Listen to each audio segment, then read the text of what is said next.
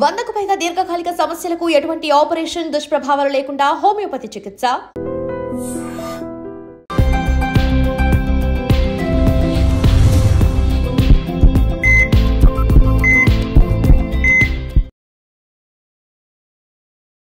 నమస్తే, welcome back to IT media. నేను మీ Jhansi. So ఈరోజు మనతో ఉన్నారు డాక్టర్ చిటిపొట్ల మధుసూదన్ శర్మ గారు, MD in Ayurveda. So deficiencies గురించి మాట్లాడుకుంటే చాలామందికి B12 డెఫిషియన్సీ అనేది చాలా కామన్గా ఈ రోజుల్లో ఉంటుంది. మరి B12 అనేది మీట్లోనే దొరుకుతుంది, అంటే నాన్ వెజ్లో దొరుకుతుంది అనేది ఒక అపోహ. మరి వెజ్లో కూడా B12 మనకి దొరుకుతుందా? ఒకవేళ B12 డెఫిషియన్సీ ఉన్నప్పుడు దాని నుంచి బయటపడడానికి మనం ఏం చేయాల్సి ఉంటుంది? ఈ విషయం గురించి మరి తెలుసుకుందాము. నమస్తే సార్. నమస్తే. అన్ని డెఫిషియన్సీస్ వేరే, B12 డెఫిషియన్సీ వేరే. ఎందుకంటే ఇప్పుడు ఎవరైతే వెజిటేరియన్స్ ఉన్నారో వాళ్ళల్లో ఎక్కువగా వస్తుంది, ఎందుకంటే మీట్లో ఎక్కువగా B12 అనేది లభిస్తుంది అని చెప్తూ ఉంటారు.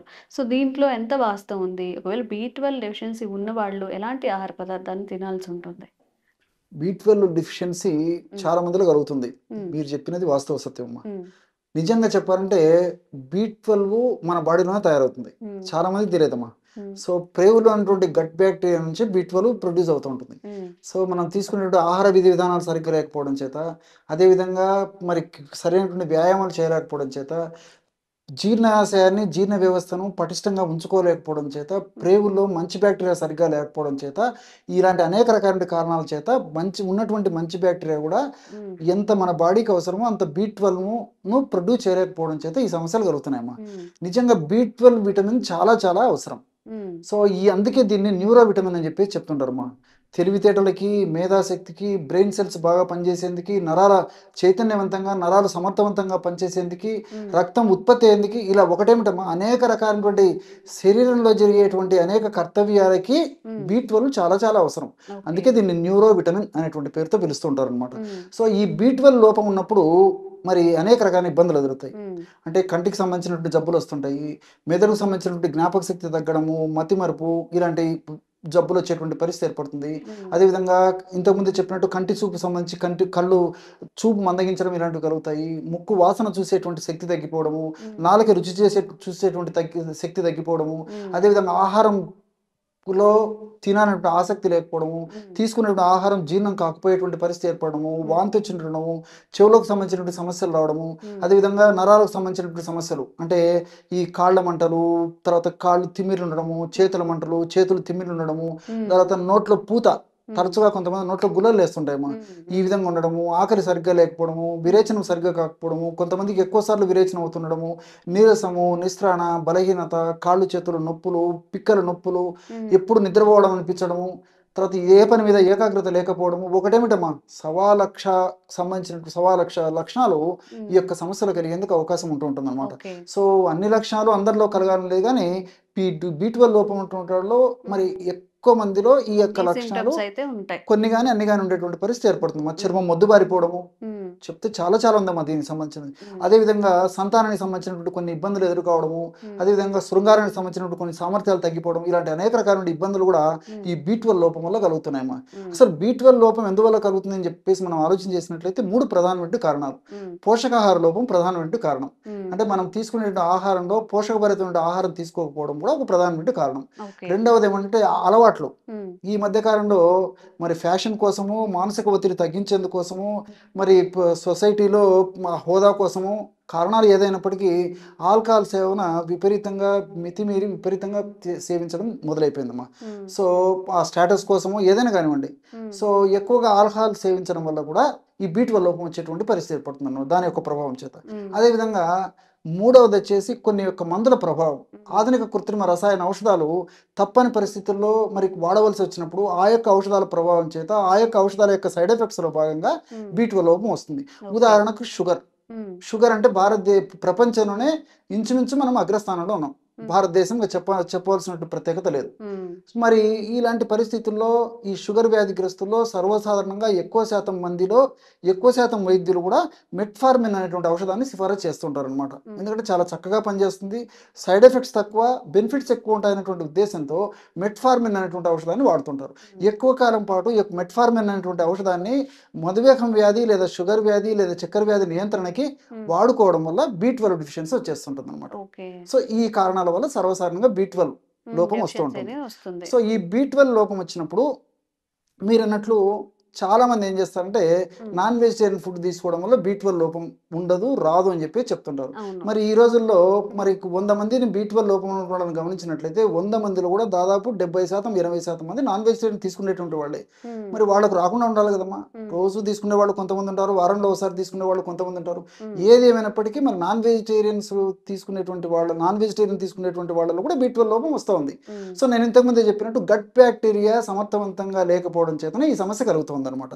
సో వెజిటేరియన్ డైట్ అంటే ఇప్పుడు పాలు, పెరుగు, వెన్న, నెయ్యి, మజ్జిగ వెజిటేరియన్ గా భావించబడేటువంటి ఈ వెజిటేరియన్ ఆహార పదార్థాల్లో B12 బాగుంటుంది. రోజు ఒక 250 ml పాలు తీసుకోగలిగినట్లయితే, మంచి సమర్థమైనటువంటి పాలు మనం తీసుకున్నట్లయితే మనకు రోజుకు సరిపడా సగం వరకు B12 వచ్చేస్తుందమ్మా. సో మనకు రోజుకి 2.4 mcg B12 కావాలి, 2.4 milligrams.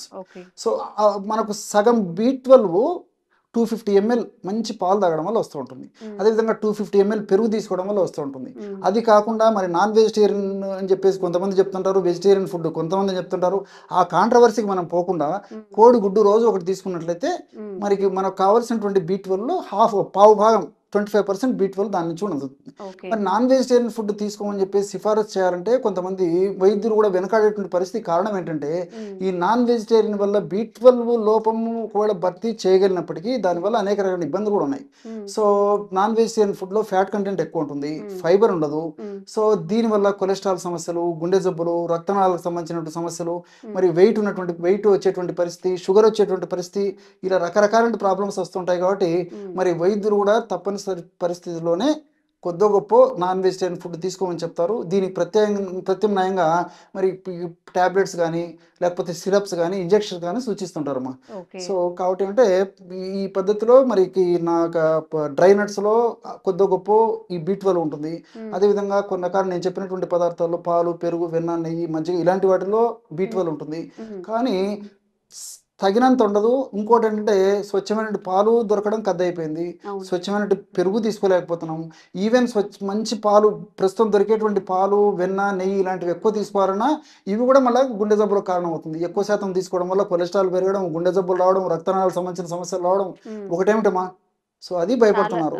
సో వీటన్నిటి నేపథ్యంలో మరి B12 ప్రకృతిలో దొరికేటువంటి పదార్థాలు పుష్కలంగా B12 పదార్థాల గురించి ఆలోచించినట్లయితే, మరి రీసెర్చ్ కూడా జరిగినటువంటి ప్రొడక్ట్ గురించి మనం ఆలోచించినట్లయితే ఈ B12 మామిడి జీడిలో బాగుందని చెప్పేసి రీసెర్చ్ లో బయటపడిందమ్మా. మామిడి జీడి పొడి. సో మామిడి జీడి పొడి కూడా మనకు మార్కెట్లో దొరుకుతుందమ్మా. కావాలంటే తెప్పించుకొని వాడుకోవచ్చు. ఈ మామిడి జీడి పొడిని అవసరాన్ని బట్టి రోజు 1/2 teaspoon నుంచి 1 teaspoon వరకు ఉదయం ఒకసారి, సాయంత్రం ఒకసారి పాలల్లో కలిపి కానీ, నీళ్ళల్లో కలిపి కానీ, తేనెతో కానీ, మజ్జిగతో కానీ, ఫ్రూట్ జ్యూసెస్లో కలిపి కానీ, ఈ మిల్క్ షేక్స్ అమ్మా ఇలా ఏ దేంట్లోనే సరే కలిపి తీసుకోవడం వల్ల కూడా మరి సమర్థవంతంగా వితిన్ 1 or 2 monthsలోనే ఎక్కువ శాతం మందులు B12 బాగా పొందగలిగినట్లు మా అనుభవంలో తెలిసిపోతుంది. అదేవిధంగా డేటా కూడా మనకు చెప్తుందమ్మా. ఓకే. సో B12 డెఫిషియన్సీ ఉన్నప్పుడు మనం ఇంతకుముందు వీడియోలో కూడా చెప్పుకున్నాం సార్, మనం మామిడి టెంక తినేసి పడేస్తాం. బట్ అందులో ఉండే జీడిని ఎండబెట్టుకొని దాన్ని పొడిగా చేసుకొని తినడం వల్ల దానివల్ల B12 అనేది చాలా పుష్కలంగా ఉంటుందంట. B12 డెఫిషియన్సీకి బయట మార్కెట్లో మెడిసిన్ అంత వ్యాపారం జరగట్లేదు. అంటే ఈజీగా దొరికేదాన్ని మనం చాలా కాంప్లికేట్ చేసుకొని చాలా ఖర్చు పెట్టి కొనుక్కుంటున్నాము. మరి ఈసారి సమ్మర్ సీజన్లో చక్కగా మీ మామిడి టెంకులన్నీ అలానే ఉంచేసుకొని వాటితో పౌడర్ చేసుకొని పిల్లలకి కానీ B12 డెఫిషియన్సీ ఉన్నప్పుడు దాన్ని తీసుకోవడం వల్ల ఇది ఫుల్ఫిల్ అవుతుంది. Thank you so much sir. నమస్తే. And for more videos, please subscribe to iDream. Please subscribe to iDream. Please subscribe iDream. And please subscribe to iDream. For more videos, subscribe to iDream. please like, share and subscribe to the channel. Congratulations, iDream. Subscribe to iDream. Subscribe to iDream. So subscribe to iDream Media. iDream team అందరికి huge congratulations. Please subscribe iDream Media. Please subscribe to iDream. Subscribe iDream. Please subscribe to iDream. iDream అంటే నా కళల ఛానల్ను subscribe చేసుకున్న నోరు తిరుగుతలేదు, మీరైతే గంట గుర్తు కొట్టండి. For more such videos, please subscribe to iDream. Subscribe to iDream. Please subscribe to iDream. Please subscribe iDream Media. Please do subscribe to iDream. Please subscribe to iDream Media. For best entertainment and information, please subscribe iDream. And don't forget to subscribe to iDream.